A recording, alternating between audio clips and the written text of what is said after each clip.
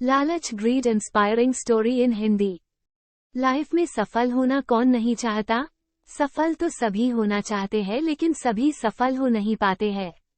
जो लोग अपने लक्ष्य तक पहुंचने के लिए कड़ी मेहनत करते हैं और किसी भी लालच में नहीं फंसते हैं, वही लोग अपने लक्ष्य तक पहुंचने में सफल होते हैं।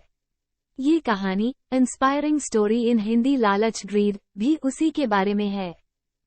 पुराने समय की बात है। एक राजा था जिसका कोई संतान नहीं था।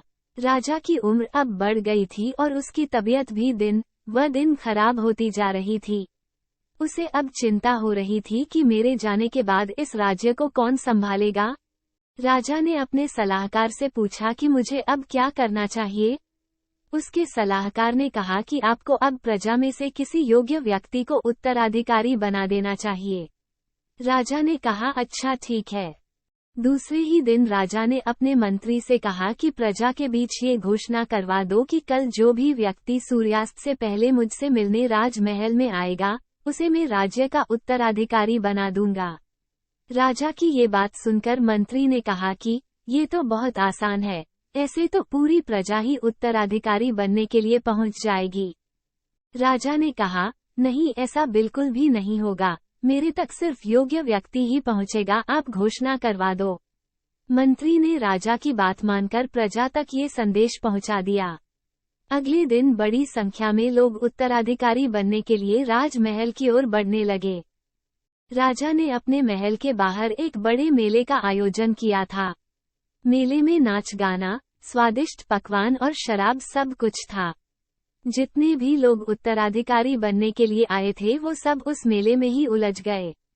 वो लोग अपने हिसाब से मजा लेने लगे। सभी ये बात भूल गए कि उन्हें राजा से मिलने जाना है। तभी वहां पर एक युवक ऐसा भी आया था जो इन सब लालच में नहीं फंसा, उसे तो बस उत्तराधिकारी बनना था। वो सीधे राजमहल की ओर चलने लगा। राजमहल के मुख्य द्वार पर 2 पहरेदार खड़े थे। उन्होंने इस युवक को रोकने की कोशिश की, लेकिन इस युवक ने किसी की बात नहीं सुनी और उसने इन सब से बचकर राजमहल में प्रवेश कर दिया। अंदर पहुंचकर वो युवक राजा से मिला। राजा को जैसा उत्तराधिकारी चाहिए था वैसा उन्हें मिल गया।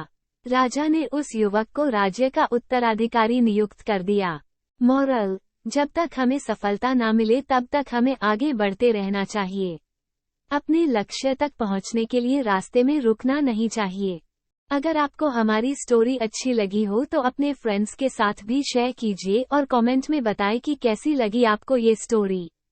अभिषी विथलानी द्वारा लिखित ये कहानी हमने storyvalley.com से लिए हैं, जिसका लिंक डिस्क्रिप्शन में है।